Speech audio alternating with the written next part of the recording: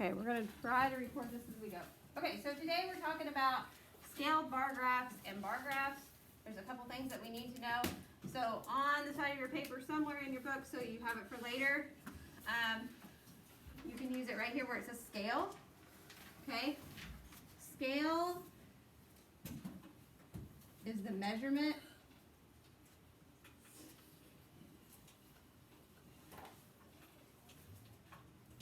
used to report data. Okay. So what do we think data is going to be? If scale is the measurement used to report data, what do we think data is going to be? Like it's gonna be the stuff that like you're counting up and seeing what. Right. So data is the information reported. Data is the information reported.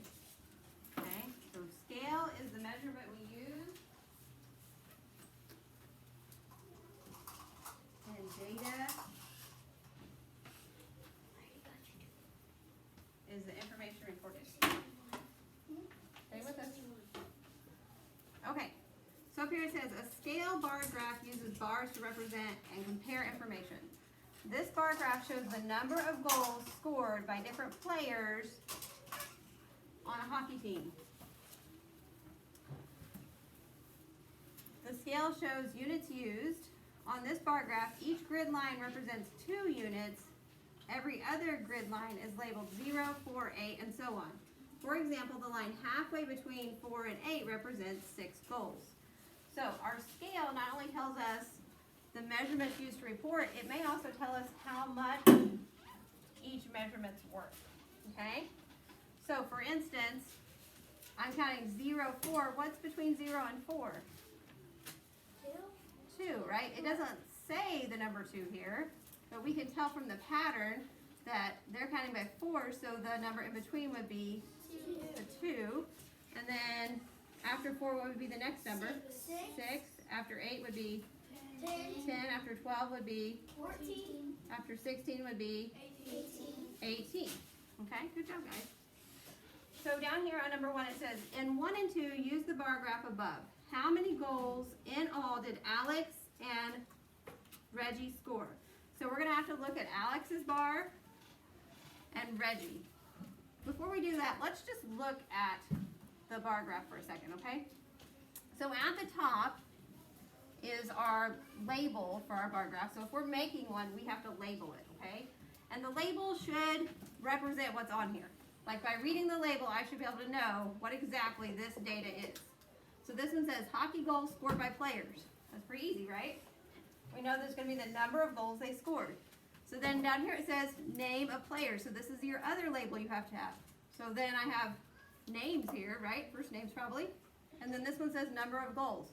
So when you're making a bar graph, which we'll make later this week, you have to have 3 labels. You have to have the label of the chart. Okay? You have to have the label of things that we're measuring. And then you have to have the scale or the measurement on the side as well, telling us what the scale's about. Okay? So down here we're going to look at Alex and Reggie. So I have Alex here and Reggie, and it says how many goals in all. So what does in all tell me that I'm going to be doing? Donovan? I'm going to be adding, right? So I'm going to look at their score. So let's look at Alex first. You go all the way up. He's on the in-between line. We've already wrote in there the correct thing. So Alex has what? 18. So let's put A equals 18 what? 18 what? Goals. Goals, right? And then Reggie's equals, I'm going to go up. 16 what? Goals. So the R equals 16 goals. Am I done? No. What do I have to do now, class? Add I have to add because it says in all. So what am I going to add? 18 plus 16. 18 plus 16. So 8 plus 6? 14. I got to bring the 1 up. 1, 2, 3. So I have 34 what? Goals. Job on your labels. Okay, let's do number 2. explain how to find how many more goals Alex scored than Cindy. So what do I have to look at first? Cindy and Alex. Cindy and Alex, right? And it says how many more. So am I adding, subtracting, multiplying, or dividing?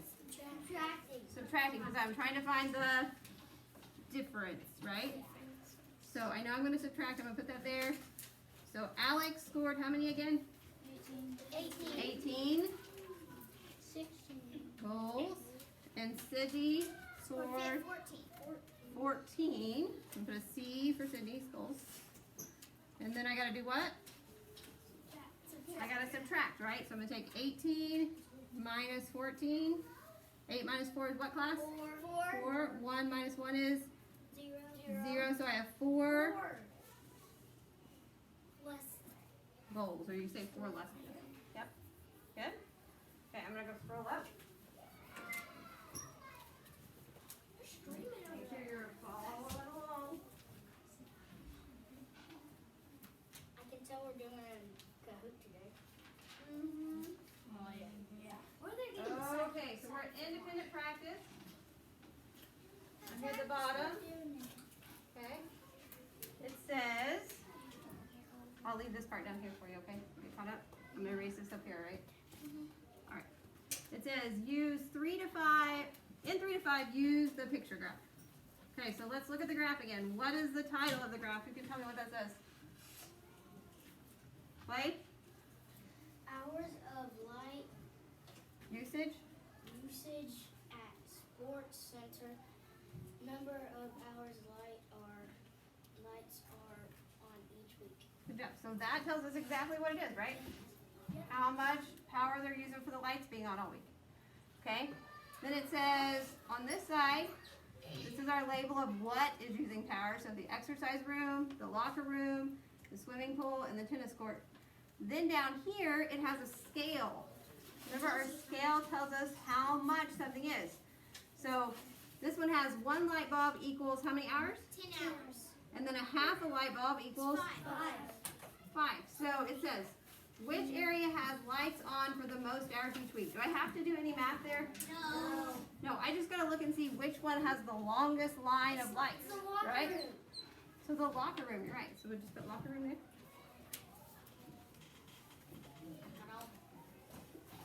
The next one says, which area has lights on exactly for 50 hours a week, each week? 50 hours each week. So how many light bulbs am I going to need? 5, because if I take 50 and divide by 10, I get 5, right? So tennis court, 1, 2, 3, 4, 5. Tennis court. Tennis court. Number 5. In 1 week, how many more hours, how many more, that's important, are lights on in the exercise room? Circle that. Then in the swimming pool. So circle exercise room, swimming pool. If it says how many more, what am I doing? Subtracting. I'm subtracting. So let's find for exercise room, let's find out how many light bulbs are on there so we can see how many hours. So I've got, count by tens, 10, 20, 30, 40, 50, 60, 70, 75 what? 75 hours. You can use HRS for the abbreviation for hours. And then we're going to do swimming pool. I'm going to put an S here. Ready? Counting by tens. 10, 20, 30, 40, 50. Stop. Not 60. 55. 55 what? Hours. Am I done? No. No, it says how many more. So I got to subtract, right? 75 minus 50. 75 minus 55. 5 minus 5 is what? 0. 7 minus 5 is? 2. So my answer is 20 what? 20 hours. 20 hours. Okay. Let's go ahead to the back. Let's do a couple back there so we're ready to solve it. I actually like these things. I know, they're fun, aren't they? I actually like these things. They're fun. Okay. It's fun. We're going to do number 6 and then number 9 down there. China? Did you say shine? I said China. Okay, who can read? Class. Yes. Please stand past with me. You should be on the back. You're still filling out, so you know what to do when we get to Savvas. I'm here. I want to do this. Anyway, that's fine. It's fine. 6 through 8 says use the bar graph at the right. Who can read the title of this bar graph for me? Show of hands. Braxton? Top running speeds for animals. Top running speeds for what? Animals. For animals. So then it says animals, so here's our list of different things we're measuring. Then down here it tells us what we're measuring by. What are we measuring by? Miles per hour. Miles per hour. Okay? So it says, how many units does each grid line on the graph represent? How do you know? So look here. I have 0, 10, but there's a line in between it. And I have 10, 20. What's the pattern? What am I missing? Fives. So I got 5, 10, what? 15, 20, 25, 35. 40, 45, 50, 55, 60, 65, 70, 75, 80. We're missing the 5, right? So when it says how many units does each grid line on the graph represent, what does it represent? Does it represent 5 or 10? 5. 5, right? Because even though the number isn't there, there's a grid line. Yeah. So each one represents 5 what? What was our label? Animal. Miles per hour. You can put it MPH. MPH. Okay. How do I know this? What do I look at? The bar graph. But what do we call this? Remember, what do we call the data? The scale. So it says, how do you know? Look at the scale. Okay? All right, let's go ahead to higher order over here. The top running speed of which two animals, when added together, equal the top running speed of a cheetah. Okay, so first I gotta find what? The cheetah. So what is the cheetah speed? So I'm gonna go all the way across. 70 what? So then we have to look at some other ones to come up with 70. Okay, so what are some things I can add together? Braxton? You think the coyote? I'm going to put CH for cheetah. Okay, let's write down coyote. So coyote's what? 40. So I'm putting CO for coyote. I put 40. And then let's put grizzly bear. GB is what? 30. And hunting dog is 35. So I'm going to put HG for 35. Okay. So now I can see easily, right? You with me back there? Now I can see easily which two. Tell me again. Braxton? You're right. The coyote and the grizzly bear, right? So if I add 40 plus 30, I get 70 miles per hour. So what is my answer? What's it asking for? The top running speeds of which two animals add together to equal the top runner? So is 70 miles per hour my answer? No. What do I have to write? 7. No. It wants to know which two animals. So I have to write down. Animals. What animals am I writing down? Cheetah. Wait, no. It's grizzly bear. There we go. Grizzly bear. And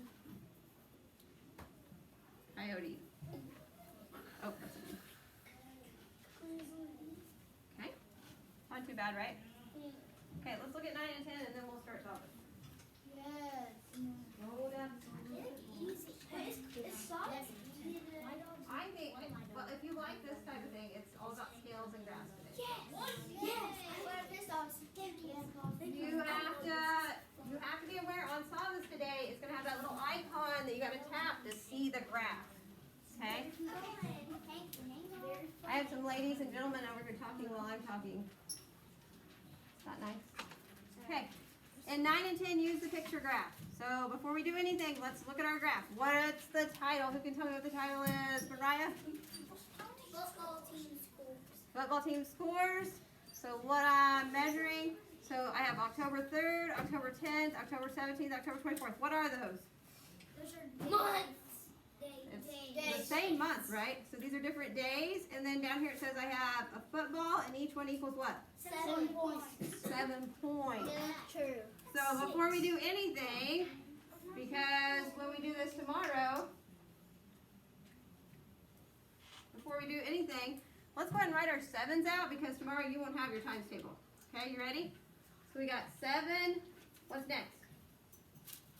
5. 14. Next is 21. 8. Then what? 35. Then 42. 49. No, keep going. 56. 63. 63. 70. 77. 84. Okay, you with me? All right, so we looked at the graph. We can see that we're counting by 7 points. We've got our 7s written out, so we're ready to go. Okay?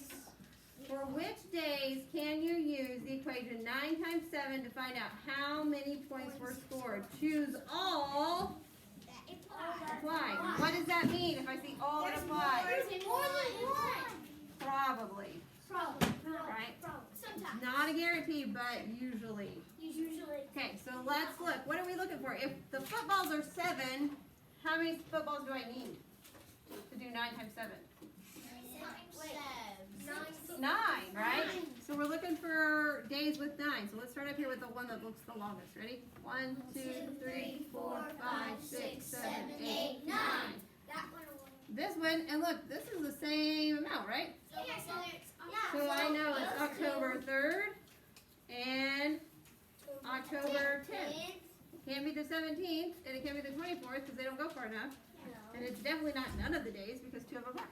Yes. Okay. It says, on which days did the football team score fewer than 50? So what are some amounts that it could be that are 7s, right? So anything from here up is fewer than 50, right? Yes. So 7 times 1, 2, 3, 4, 5, 6, or 7. So I'm looking for footballs 7 or less footballs. Let's look and see what days. 1, 2, 3, 4, 5, 6. 1, 2, 3, 4, 5, 6, 7. So both of those dates, right? Yep. So I got, not the 10th, 17th, and the 24th. Not bad, right? We good? All right. So go ahead and start Savvas 7-1.